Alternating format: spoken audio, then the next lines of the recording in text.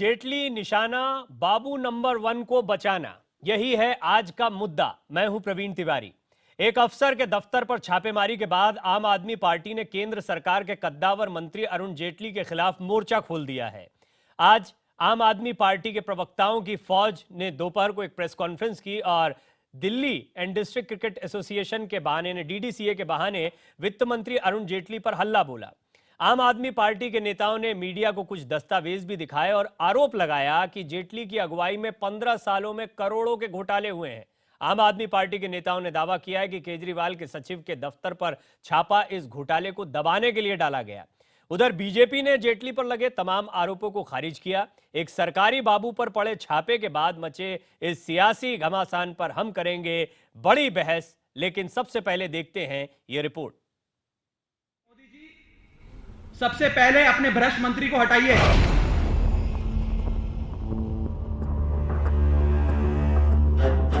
दिल्ली सचिवालय में सीबीआई ने जब मुख्यमंत्री अरविंद केजरीवाल के प्रिंसिपल सेक्रेटरी राजेंद्र कुमार के दफ्तर पर छापा मारा, तब से ही आम आदमी पार्टी, केंद्र सरकार और प्रधानमंत्री पर हमलावर है। सोमवार को छापेमारी के दौरान केजरीवाल ने मीडिया से बात में ये संकेत दिया था कि डीडीसीए के घोटालों की जांच की वजह से उनके दफ्तर पर छापेमारी की गई। केजरीवाल के इस बयान के बाद गुरुवार को आम आदमी पार्टी ने वित्त मंत्री अरुण जेटली पर बेहद संगीन आरोप लगाए। आम आदमी पार्टी ने आरोप लगाया कि पिछले 15 सालों में डीडीसीए में जेटली की सहमति से भ्रष्टाचार हुआ। उनका आरोप है कि सिलेक्शन से लेकर जिलों में फर्जीवाड़ा, नियुक्तियों से लेकर पैसों के लेन देन में गड़बड़ी की गई है। जो डीडीसीए का फाइनेंशियल मैनुअल है, जो ऑथेंटिकेशन प्रोसेस है, उसी को फॉलो नहीं करा और बिल की पेमेंटें करी जा रही हैं, पैसा डीडीए से निकाला जा रहा है, साइफन ऑफ करा जा रहा है, मनी लॉन्डर किया जा रहा है। राघव चड्ढा ने कहा कि इस पूरे मामले की जांच के लिए दिल्ली सरकार ने आईएएस अफसर चेतन सांघी की अगुवाई में एक समिति बनाई। आम आदमी पार्टी का आरोप है कि चेतन सांघी ने नवंबर में रिपोर्ट दी, उस पर दिसंबर में भ्रष्टाचार के आरोप में एफआईआर दर्ज की गई। आम आदमी पार्टी के नेताओं का दावा है कि अरविंद केजरीवाल सरकार अब इस मामले में आई रिपोर्ट के बाद कमीशन ऑफ इंक्वायरी बैठाने वाली थी, तो मुख्यमंत्री के दफ्तर पर रेड डाल दी गई। कमेटी गठित की, उसकी रिपोर्ट आई, जिस व्यक्ति ने वो रिपोर्ट सबमिट की उसके खिलाफ एफआईआर की गई। हमारा कहना है कि अगर सरकार को और पार्टी को डीडीसीए के भ्रष्टाचार को उजागर करने के समय आप बार बार डराने की कोशिश करेंगे तो आप अपनी कार्रवाई करिए, आप स्वतंत्र हैं, आपको जो कार्रवाई करनी करिए, लेकिन हम डीडीसीए के भ्रष्टाचार को उजागर करते रहेंगे।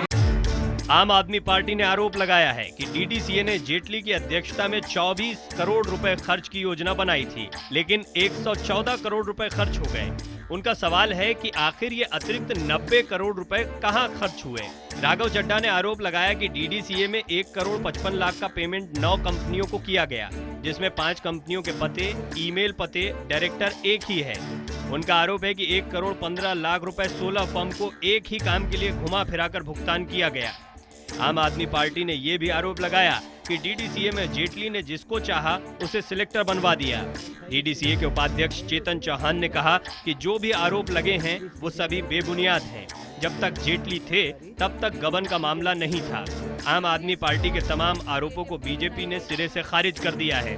बीजेपी के सांसद और बीसीसीआई के सचिव अनुराग ठाकुर ने कहा कि एक भ्रष्ट अफसर को बचाने के लिए ये हथकंडे अपनाए जा रहे हैं। भ्रष्टाचार की बात आ रही है, जो मिस्टर मनचंदा ने कहा, मैं आपको फिर कहना चाहता हूं, एसोसिएशन की तरफ से मैं कहना चाहता हूं कि जो भी दोषी पाया जाएगा, जांच के अंदर जो भी दोषी पाया जाएगा, एक आदमी नहीं, जो भी जिसके खिलाफ भी कार्रवाई गई, एसोसिएशन उसके खिलाफ कार्रवाई करेगी। एक भ्रष्ट अधिकारी को बचाने के लिए एक ईमानदार व्यक्ति पर आरोप लगाने का प्रयास किया जा रहा है। उधर कांग्रेस ने भी इस मसले पर केजरीवाल को घेरा और कहा कि पहले वो राजेंद्र कुमार को डिफेंड करने लगे और बाद में जेटली पर निशाना साधने लगे। दिग्विजय सिंह ने इस पूरे मसले पर जेपीसी की मांग की। इसकी पूरी जांच होना चाहिए और केजरीवाल जी को कमीशन बिठाना चाहिए। जेपीसी की जो मांग है कांग्रेस की, वो बिल्कुल सही है। आरोपों प्रत्यारोपों के इस बवंडर के बीच बड़ा सवाल यही कि भ्रष्टाचार को मुद्दा बनाकर देश की राजनीति में अपनी एक अलग पहचान बनाने वाले अरविंद केजरीवाल अपने बाबू नंबर 1 पर छापेमारी के बाद इन तमाम मुद्दों को क्यों उठा रहे हैं। डीडीसीए में हुई गड़बड़ियों की जांच के लिए वो कमीशन क्यों नहीं बना रहे। आने वाले दिनों में ये सवाल सियासी गलियारों में जोर शोर से गूंजेंगे।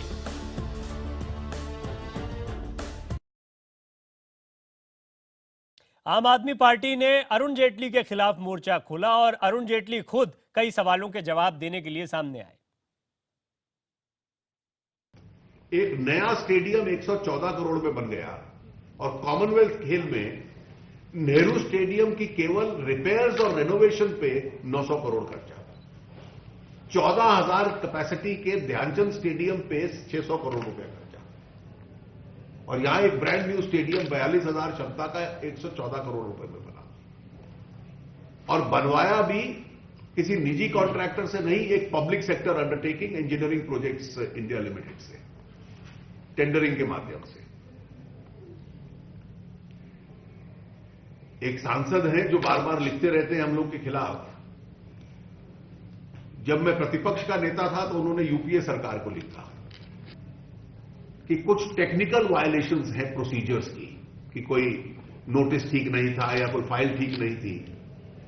कोई सब्सटैंटिव वायलेशन नहीं है और वो सारी कंपाउंडेबल थी, और उन लोगों द्वारा जिनसे वो शायद कमी रही होगी, और मेरे संबंध में लिखा कि इनके खिलाफ कुछ नहीं है। और दिल्ली में मुख्यमंत्री केजरीवाल के दफ्तर पर सीबीआई की छापेमारी के बाद मचे सियासी बवाल पर कई सवाल खड़े हो रहे हैं। ये सवाल हम आपके सामने रखते हैं। क्या केजरीवाल अपने चहेते अफसर को बचाने के लिए जेटली पर आरोप लगा रहे हैं? सबसे बड़ा सवाल है, क्या डीडीसीए और जेटली के बहाने से केजरीवाल राजनीति कर रहे हैं? अगर डीडीसीए में गड़बड़ियां हुई हैं तो जांच कमीशन का गठन क्यों नहीं किया? क्या डीडीसीए में घोटालों के आरोपों की जांच जीपीसी से होनी चाहिए, जो कांग्रेस की मांग है? क्या केंद्र सरकार सीबीआई के जरिए केजरीवाल को परेशान कर रही है? कुछ अहम सवाल हैं आज का मुद्दा में। इन सवालों पर हम बातचीत करेंगे और इस चर्चा में हमारे साथ जुड़ रहे हैं बीजेपी के प्रवक्ता संबित पात्रा, कांग्रेस प्रवक्ता आलोक शर्मा, आम आदमी पार्टी की तरफ से आदर्श शास्त्री, उनके प्रवक्ता हमारे साथ जुड़ रहे हैं, और साथ ही साथ स्टूडियो में मेरे साथ मौजूद हैं वरिष्ठ पत्रकार और IBN डिजिटल के संपादक जयदीप कार्णिक। आप सभी मेहमानों का बहुत बहुत स्वागत है। और सबसे पहले मैं संबित पात्रा साहब आपके पास आना चाहूंगा, क्योंकि कई सफाइयां आ चुकी हैं, एक के बाद एक सफाई आ रही है। बड़ा सवाल ये उठ रहा है कि सरकार भी इसको लेकर क्या उतनी ही गंभीर है या उतने ही एग्रेशन में है जितना आम आदमी पार्टी दिखाई दे रही है? पहले डीडीसीए की प्रेस कॉन्फ्रेंस, उसके बाद आपकी वरिष्ठ मंत्री सामने आती है स्मृति ईरानी, फिर खुद अरुण जेटली। क्या वजह? देखिए, एग्रेशन में और तथ्यों को रखने में फर्क होता है। आपने सही कहा, आम आदमी पार्टी एग्रेशन में है, हम तथ्यों को सामने रख रहे हैं। डीडीसी एक थर्ड बॉडी है, वो इंडिपेंडेंट बॉडी है, वो क्या कर रही है उनके प्रवक्ता बोलेंगे। इसमें एक ही बात आता है कि क्या किसी प्रकार का घपला डीडीसीए में हुआ और क्या किसी प्रकार का छींट अरुण जेटली जी पे गया। आप देखिए, 2013 तक अरुण जेटली जी डीडीसीए में थे। उससे पहले का जो भी कार्यकाल उनका डीडीसीए के अध्यक्ष के रूप में रहा, जिस सांसद के विषय में अरुण जेटली जी अभी बयान दे रहे थे, उनके चिट्ठी लिखने पर यूपीए की सरकार ने SFIO, सीरियस फ्रॉड इन्वेस्टिगेटिंग जो ऑफिस है उनका, उसने इसका पूरा इन्वेस्टिगेशन किया। इन्वेस्टिगेशन करके क्या रिपोर्ट आया? इन्वेस्टिगेशन के रिपोर्ट मेरे पास हैं। उसमें बड़े स्पष्ट तौर से उन्होंने कहा कि in a nutshell there are certain irregularities non-compliance of technical violations, but no incidents of fraud etc. noticed during the course of inspection as alleged by Shri Azad।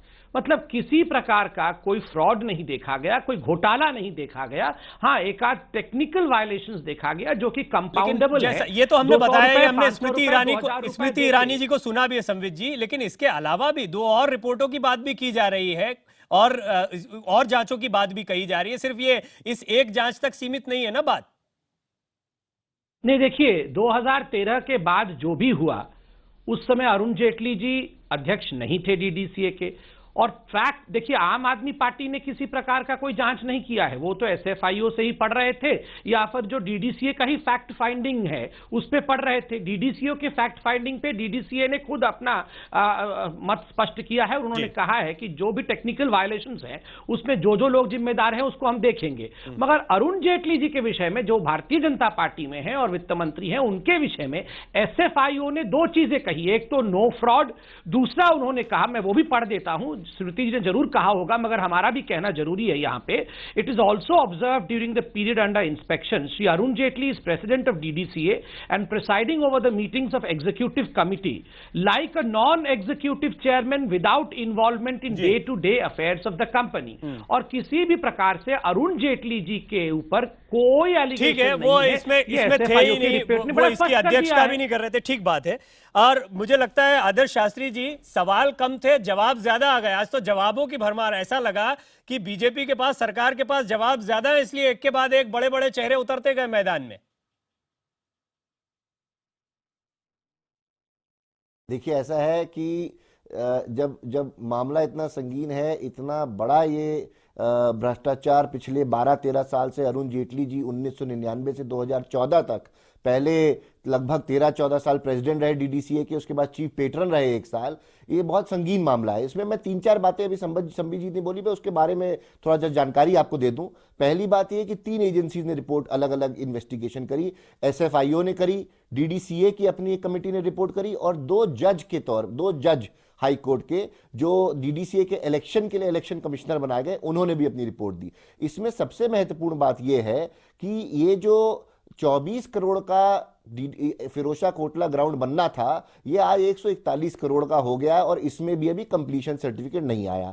दूसरी चीज मैं ये जानना चाहता हूं कि इसमें ईपीआई, जो एसएफआईओ की ये बात कर रहे हैं, एसएफआईओ की ही रिपोर्ट में जो 57, पहली बात तो 24 करोड़ में बनना था, उसमें 141 करोड़ हो गया। दूसरी बात ये कि जो 57 करोड़ इसमें से ईपीआई को पेमेंट की गई, जिनको 24 करोड़ का टेंडर दिया गया था, 24 करोड़ के टेंडर के अगेंस्ट 57 करोड़ की पेमेंट कैसे की गई? नहीं, वो तो डिटेल आज डीडीसीए ने अपनी प्रेस कॉन्फ्रेंस करके एक चीज बता दी है। उन्होंने कहा है, उन्होंने, आपने देखा अरुण जेटली 114 करोड़ की जो आपके आरोप है, उस पर तो वो सारी सफाई दे ही चुके हैं। इस पर कोई अभी ऐसा कोई पॉइंट आदर्श जी जो इतनी सफाइयों के बाद आपको लगता हो कि हाँ ये पॉइंट नहीं रखा गया है, या ये अनआंसर्ड क्वेश्चन है? इसमें सबसे बड़ी पॉइंट, सबसे बड़ा इसमें अनआंसर्ड क्वेश्चन ये है कि 24 करोड़ का 141 करोड़ कैसे हुआ। दूसरी बात, एक टेंडर की अग्रीमेंट हो, टेंडर की अंडरस्टैंडिंग 30 करोड़ का टेंडर के जाया जा सकता है। 24 करोड़ का ईपीएल करोड़ का नहीं, अब 141 है, वो करेक्ट फिगर 141 है। वो खुद जो आज की ब्लॉग है उसमें भी ये बात अरुण जेटली ने खुद रखी है। तो 141 करोड़ है, वो 114 नहीं है, हमने 114 बोला था, 141 का करेक्ट फिगर है। 57 करोड़ का उसमें ये जो ईपीआई को पेमेंट की गई 30% के कहीं ऊपर की गई, इसकी कोई जानकारी नहीं दी जा रही है। इसके अलावा जो सबसे महत्वपूर्ण बात मैं इसमें बताना चाहूंगा, जो ये कंपाउंडेबल की बात कर रहे हैं, कंपाउंडेबल, पहली बात इसमें क्लियर लिखा है कि इसमें कई ऐसी बातें हैं जो कंपाउंडेबल नहीं है, बल्कि उस पर इम्प्रिजनमेंट की जा सकती है। ठीक है, फिर भी अभी आज हम जिस मुद्दे पर बात कर रहे हैं, ये तो पूरी चीजें आएंगी, ये तो पूरी चीजें आएंगी। आलोक जी, मैं आपके पास भी आऊंगा, लेकिन जयदीप, हमारा एक मिनट, एक सेकंड, एक पॉइंट मेरा रह गया। हाई कोर्ट ने इसी दिसंबर में इसको खारिज किया है कि ये कंपाउंडेबल नहीं की जा सकती। ठीक है, अब ये सबसे महत्वपूर्ण बात ये है जयदीप कि क्या हम जिस मुद्दे पे बात कर रहे हैं वो तो कहीं पीछे छूट जाता है कि बाबू नंबर 1 को बचाने के लिए सारा किया। अरुण जेटली ने कुछ किया होगा के चक्कर में सारे फैक्ट्स खंगाले जा रहे हैं। मुद्दा शुरू यहां से हुआ है कि एक बड़ा अधिकारी पकड़ लिया गया, और वो क्यों पकड़ा गया? आप ठीक कह रहे प्रवीण। इसी तरह देश की जनता भी बहुत कंफ्यूज है कि ये सब हो क्या रहा है, क्योंकि एक सीबीआई का छापा पड़ा, एक अधिकारी को के लिए जांच की गई, उससे पूछताछ की गई, उसके बाद जिस तरीके के वार प्रतिवार दोनों ही पक्षों की ओर से हो रहे हैं, जनता हतप्रभ है कि क्या किसी बड़े घोटाले को सामने लाने के लिए इस तरह की राजनीतिक प्रतिद्वंदिता की आवश्यकता पड़ती है। आप देखिए, सबसे बड़ी बात यह कि आरोप दोनों ही और संगीन है। आप जिस तरह के, मैं शास्त्री जी जो बैठे हैं आम आदमी पार्टी की तरफ से, उनसे पूछना चाहता हूं, इसी तरह के आरोप राजेंद्र कुमार पर भी लगे कि उन्होंने अपने मित्रों को उनके द्वारा बनाई गई कंपनी को ठेका देने के लिए, उनको लाभ पहुंचाने के लिए सारा उपक्रम किया, और इसी में वो पकड़े गए। इस जानकारी के बावजूद वो इतने बड़े पद पर आपकी सरकार में क्यों बैठे हुए हैं? इसको तो आप पॉलिटिकल वेंडेटा कह देते हैं शास्त्री जी। अगर इसकी भी जांच वैसे ही करवाई है उतनी शिद्दत से। डीडीसीए के लिए जो आरोप हैं वो पहले से हैं। कीर्ति आजाद, जिनका नाम पता नहीं क्यों भारतीय जनता पार्टी आज लेना भी नहीं चाह रही है, अभी संबित जी भी नहीं लेना चाह रहे हैं, पहले जेटली जी बात कर रहे थे वो भी नहीं लेना चाह रहे थे। कीर्ति आजाद कल टेलीविजन चैनलों पर बैठकर उसके बारे में साक्षात्कार दे रहे थे। मैं इस पर लेता हूं, पहले से चल रहे हैं। दो महत्वपूर्ण बातें। पहले मैं आलोक जी आपके पास आ रहा हूं, लेकिन शास्त्री जी पहले ये कि क्या आपको नहीं लगता कि जो आपके अधिकारी पकड़े गए या मुख्य सचिव पकड़े गए, उस मसले पर ज्यादा डिफेंसिव आप दिखाई दे रहे हैं, या ऐसा लग रहा है कि पूरी तरीके से चढ़ गए हैं आप सरकार के ऊपर? ऐसी क्या परेशानी हो गई, ऐसी क्या तिलमिलाहट? देखिए कोई भी ऐसी तिलमिलाहट नहीं है। जो हमारे प्रिंसिपल सेक्रेटरी सीएम के हैं, उनके बारे में अगर सीबीआई की जांच उनके बारे में होती तो हमें उस समय भी दिक्कत नहीं थी, आज भी दिक्कत नहीं थी। फर्क यह है ये सारा मुद्दा ही पलट दिया गया है। मकसद केवल डीडीसीए की फाइल्स तक पहुंचना था, मकसद केवल सीबीआई का अरविंद केजरीवाल के ऑफिस में छापा मारने का था। इसमें राजेंद्र कुमार का कोई लेना देना है ही नहीं। राजेंद्र कुमार को तो जबरदस्ती का स्केपगोट बनाया जा रहा है। नहीं, ये डीडीसीए की तरफ इस सारे मामले का रुख किसने मोड़ा? आम आदमी पार्टी ने मोड़ा, आप लोगों ने मोड़ा। छापा तो कह रहे हैं, सरकार कह रही है, सीबीआई आकर सफाई दे रही है कि कोई लेना देना ही नहीं है, सीएम का लेना देना नहीं है, डीडीसीए की जिन फाइलों का आप जिक्र कर रहे हैं वो नहीं। आप लोग ये किस आधार पर कर रहे हैं? आप सामने रख दीजिए उस और बात जो को। पत्रकार वार्ता आपने आज ली उसको लेने के लिए आप 22 दिनों तक क्यों रुके रहे? सीबीआई के छापे का इंतजार क्यों करते रहे? शास्त्री जी देखिए ऐसा है कि आज जिस जानकारी हम लोगों ने, उस समय भी अरविंद जी ने यह बात रखी कि ये डीडीसीए की इंक्वायरी चल रही थी दिल्ली सरकार में। और दिल्ली सरकार इंक्वायरी क्यों कर रहा था? क्योंकि भारत सरकार, इन्हीं की सरकार ने हमको पत्र लिखा कि इसके डीडीसीए में इरेगुलरिटीज के बारे में आप छानबीन करिए। तो ये तो अच्छी जब बात है, वो चाहते हैं कि जांच हो जाती तो वो रिपोर्ट मीडिया के सामने, वो रिपोर्ट देश के सामने रख दी जाती। ठीक है। संबित जी एक छोटा सा कमेंट आपका, फिर मैं आलोक जी के पास जाना चाहूंगा। देखिए, दोनों सरकारों में डिफरेंस देखिए, दिल्ली सरकार और केंद्र सरकार में। अभी आदर्श जी सही कह रहे थे कि केंद्र सरकार से एक चिट्ठी आया कि बॉक्सेस के विषय में एमसीडी से जरा जांच कर लीजिए कि उसमें सब कुछ ठीक है कि नहीं। और मैं बता दूं, एमसीडी ने क्लीन चिट भी दे दिया है, किसी प्रकार का अनऑथराइज्ड वो बॉक्सेस बनाए नहीं गए थे। आप भी वैसे ही करिए, ट्रांसपेरेंट रहिए। अगर सीबीआई किसी भ्रष्ट ऑफिसर को पकड़ने के लिए रेड करती है तो आप इस प्रकार से वेंडेटा करके ये गुरिल्ला वॉर क्यों आरंभ कर देते? ये गुरिल्ला वॉर तो हो रहा है। आप यहां पे पकड़े जा रहे हैं, वहां पे आप बंदूक किसी और पे चला रहे हैं। आप कह जरूर रहे हैं शास्त्री जी की ध्यान भटकाया जा रहा है, लेकिन लग ऐसा रहा है कि ध्यान आप भटका रहे हैं। खैर, मैं इस पर आता हूं। आलोक शर्मा जी, आज स्मृति ईरानी जब सामने आई तो उन्होंने कहा यूपीए जो हर तरीके से परेशान करना चाहती थी, उसने एक जांच एजेंसी बनाई जिसने क्लीन चिट दे दी अरुण जेटली को और डीडीसीए को। तो क्या ऐसे में आपको क्या लगता है, ये आरोपों का खेल कौन खेल रहा है? कि कौन राजनीति में किसको भटका रहा है? चलिए, धन्यवाद प्रवीण जी, कम से कम आपको कांग्रेस की याद आई। लेकिन मैं समझता हूं कि किसी भी कमेटी ने, किसी भी फैक्ट फाइंडिंग अथॉरिटी ने कभी भी क्लीन चिट नहीं दी है। और भाजपा के प्रवक्ता महोदय ने सेलेक्टिव चीजें पढ़ी हैं एसएफआईओ की। 2-4 लाइनें मैं भी पढ़ देता हूं, पूरा उनको क्लैरिटी हो जाएगी। उन्होंने स्पष्ट लिखा है, non disclosure of annual account, the DDCA has contravened with section 211 of the companies act, that is the mandatory disclosure of accounts by a non-profit company, non-maintenance accounts of expenditure and income। ये SFIO की observations हैं।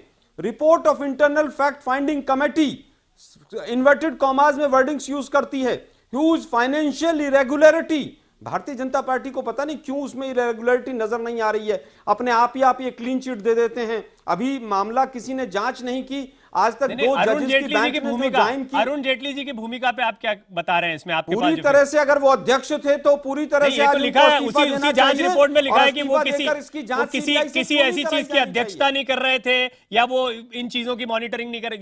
ये भी लिखा गया उसमें fact finding में जो आपके पास है। देखिए, मेरे पास जो फैक्ट फाइंडिंग है, ठीक है, मीटिंग की अध्यक्षता अगर नहीं की है तो क्या क्लीन चिट मिल जाएगी उनको? मैं ये इसलिए कह रहा था कि ऐसे सवाल जो अनआंसर्ड रहेगा। हाँ संबित जी, आप कुछ कहना चाह रहे हैं इन सवालों पर? देखिए, जो मैंने पढ़ा था मैं आपको बता दूं, आलोक जी आप भी पढ़ लीजिए, आपके पास वो प्रति है। वो लास्ट कंक्लूडिंग लाइन है, वो 3 लाइन है जो कंक्लूजन में है। इसलिए उन्होंने कहा इन अ नटशेल। अगर आप कुछ नहीं पढ़ेंगे, केवल ये 3 लाइन पढ़ लेंगे तो उससे पता चल जाएगा। सुन तो लीजिए, आपको वो नहीं दिखाई दे रहा है। लीजिए साहब, आप प्लीज सुन लीजिए, मैंने पूरा पढ़ा है। जो कह रहे हैं वो गलत कह रहे हैं। तमाम लोग Bishan in a nutshell there are irregularities which are आरोप लगाए हैं, लेकिन आप उसको कवर अप करना चाहते हैं। नहीं बोल रहा था मैं, आपके बीच में नहीं बोल रहा था। मेरे बोलने के बाद आप तुरंत मेरे को रिबट करिए, मगर बीच में ना बोले। देखिए, कंक्लूडिंग जो 3 लाइन है उसमें कहा गया है जो इरेगुलरिटीज हैं वो टेक्निकल हैं, वो फ्रॉड नहीं है। हिंदी में कहा जाए तो कोई घोटाला नहीं है, कंपाउंडेबल टेक्निकल एरर है। तो वो टेक्निकल एरर ही तो आलोक जी पढ़ रहे हैं। मैं आपको कंक्लूडिंग 3 लाइन पढ़ के बता रहा हूं, जो समरी है, पूरे पेपर का जो समरी है, और इन्हीं के सरकार ने, वरना इनकी सरकार छोड़ती अभी जेल में ठूस चुकी होती सरकार लेके। क्यों बैठी थी सरकार इनकी अब तक? मैं उत्तर देना चाहूंगा। बोलिए आलोक जी।